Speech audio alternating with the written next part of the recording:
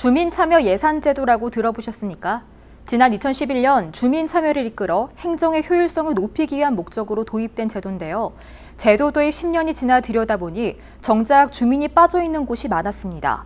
취지에 맞는 제도 운영을 위해 대안 마련이 필요해 보입니다. 최형관 기자의 보도입니다.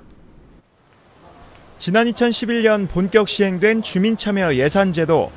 집행부의 예산 편성 권한을 지역사회와 주민에게 일부 이양하는 것을 법적, 제도적으로 보장토록 했습니다. 그런데 도입 10년을 맞은 현재 부산 지역 16개 구군에서 주민참여 예산제가 제대로 시행되지 못하고 있다는 지적이 나왔습니다. 진보당 부산시당은 제도 시행이 미흡한 원인으로 예산의 축소를 들었습니다.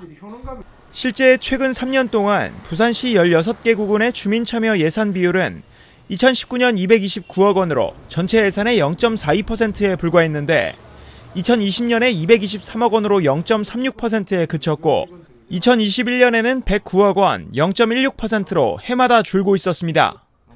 특히 올해 주민참여 예산 반영 비율이 가장 낮았던 동래구는 겨우 0.02%에 불과했습니다.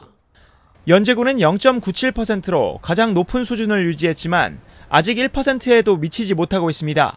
사실상 전체 예산 중에 0.1%라는 극히 미약한 수준의 예산만 반영되고 있고, 그나마도 일반 민원이나 부서의 일상 사업으로 해 나가야 될 것이 주민 참여 예산이라는 무늬만 입혀서 둔갑된 경우들이 다수 발견되고 있습니다.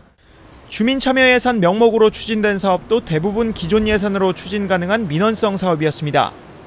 연제구의 경우 해당 예산이 투입된 46개 사업 중 도로 포장과 하수공원 녹지 정비 등 민원성 사업이 전체의 43%를 차지했습니다. 동래구 역시 7건의 주민참여 예산 사업 중 CCTV 교체 사업이 4건을 차지했습니다.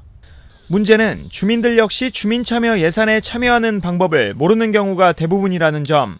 일단은 적극적으로 주민이 참여하면 좋겠죠. 근데 그런 거를 잘 모르니까 우리가 어떻게 할 수가 없지. 주민들이 그거 해가지고 이제 하는 거는 참 그거는 잘하는 것이지. 모릅니다. 주민의 직접 참여를 이끌기 위해 마련한 제도. 하지만 단기성, 분배성 정책에 머물러 제도의 목적인 주민의 직접 참여는 요원하기만 합니다. HCN 뉴스 최현강입니다.